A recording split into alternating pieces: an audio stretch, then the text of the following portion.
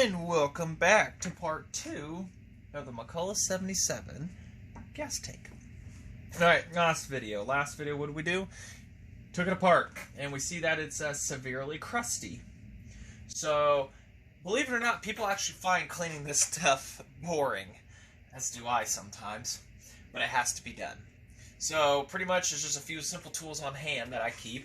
You keep a drill, probably a corded one would be best for this, and that's way outside in the garage. So we'll see how many batteries I go through in this process. I've got 2 fully charged ones.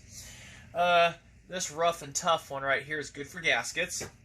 This one's good for inside, which is kind of one of those flappy discs. Good for 20,000 RPM. I would take it to 10 tops. And a brass one to get in all the insides. We're going to start working on the bottom part first. And vinegar kind of helps with this to soak them in. But what I've noticed vinegar likes to eat is the good magnesium and not the white death as much. So if you were to pour that in here, you're going to see the magnesium tank itself be eaten while the white death's going to be just laughing. So I kind of use that for like maybe final finish up stuff, a little into the pores to degrease when you go to put the tank sealer, which I don't know if I showed it last video. This is what I use. It works quite amazing, actually. It takes very little to do the job. Got it off of Amazon. Probably get off eBay, too. I use that on the Model 99's tank. 99's tank with success. So, I got a pump on the way. We will get to that shortly. Probably be in the same video, and there's going to be days between this. So, we'll just get this bottom part cleaned up and prepped for the pump.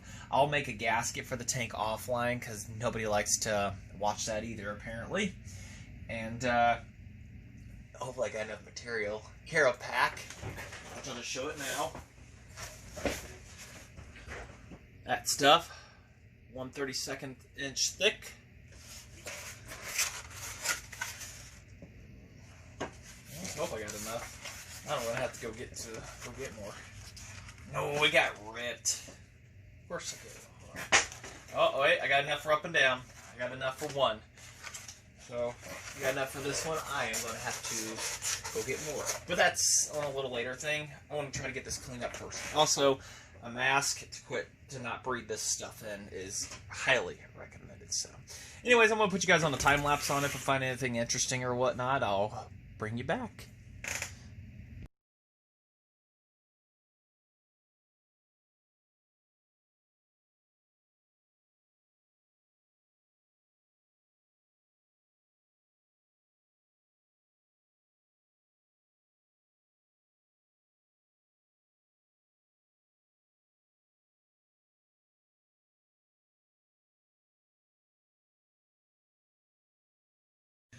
Okay, what was 25 seconds for you guys was I don't know how long for me.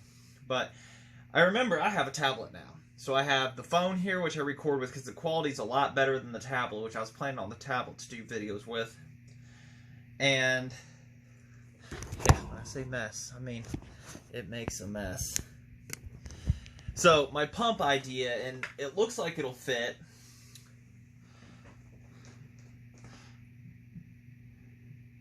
Now, it looks huge on the screen, obviously, but if it can fit into the bottom of here, and I can make brackets to hold, the idea, because that's your pulse line right there, and the pulse for this is right here, above my thumb. So that's the pulse from the crankcase. The primer's not going to be able to work in this situation. But I'm going to put a barb in the pulse there. Gonna JB weld a barb in, because the JB weld's gonna be like the strength and everything. The strength, and then like on a car, the body's the strength, and the tank liner is gonna be the protectant, so it doesn't try to eat through it. So we're gonna put a barb in here, come up, and it's gonna come over, and we're gonna mount the pump up into this region. And it's going to have an in and an out, of course. I'm going to make it to where the fuel line suctions in over here with just, you know, a normal modern day fuel line and a pickup to sit over in this area. So you can still turn the saw on the side, and you could still use it if you wanted to on the side. And then the outlet, I am going to either, because this is the, right here, the feed too. So I'm either going to think about plugging that off and put it to where it's barbed here to come out to our fuel line right here. Now, how the primer assembly works, it kind of pumped the fuel. I don't know if it pumped it down into the carburetor and forced it past or what, because this was the air side, and it took in fuel. So I'm not 100% on this, how it exactly primered and pushed fuel into somewhere, unless it suctioned fuel out of here, pressed it down into the lower region, which I'm kind of thinking is what it did.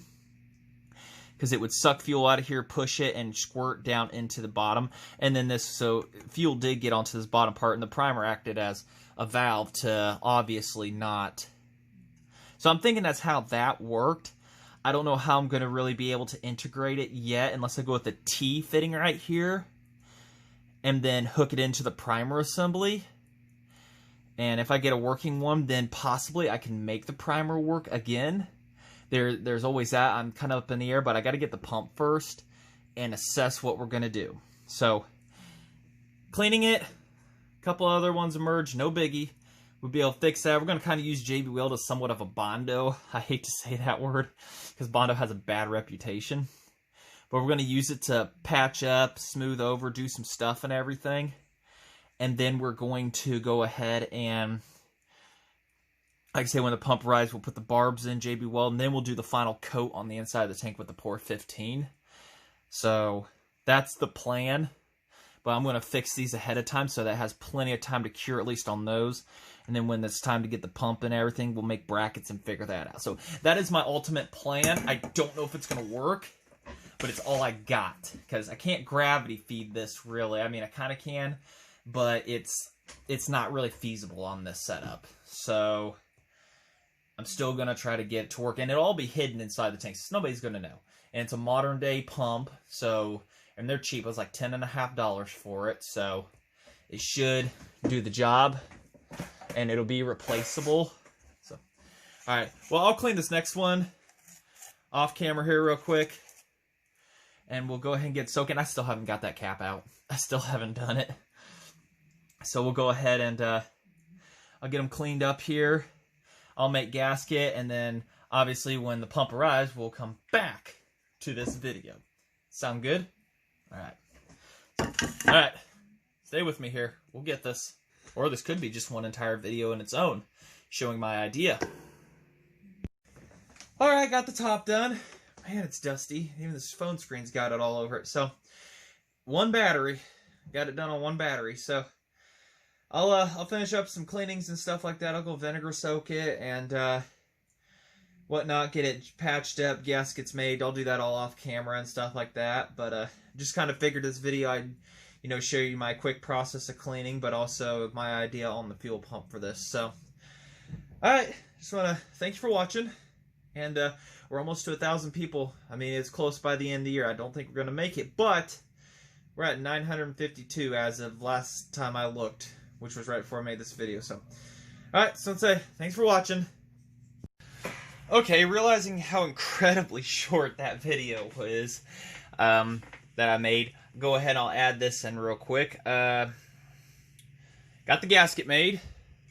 Ugly as can be, but it will work. I went ahead and JB welded those holes. I used duct tape and apply it real good. Make sure the surface is clean. Stuffed it up in there real good. And just JB welded, the weak areas.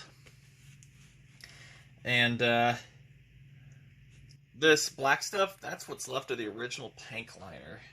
So as hard of a battle as it fought, it did ultimately lose in the end. So, but figured I'd show that here real quick.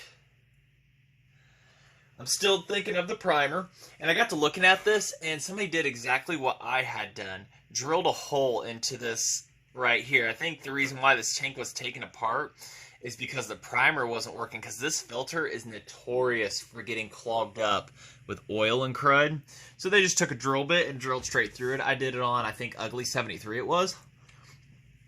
And got the primer to work. So I think I can get it to work. Sucks in here, and then the primer pushes it, plunges it through this tunnel right here, up into the underside of this diaphragm, which is meant for the air pulsation directly into the crankcase. So I think I can tee from here over, get a T-barb, and figure something out to where it can come up, tee on into it, and because the plunger acts like a stop, the pulses won't affect it in any way, shape, or form, and instead what it's going to do is it'll pulse the fuel pump that I plan to use.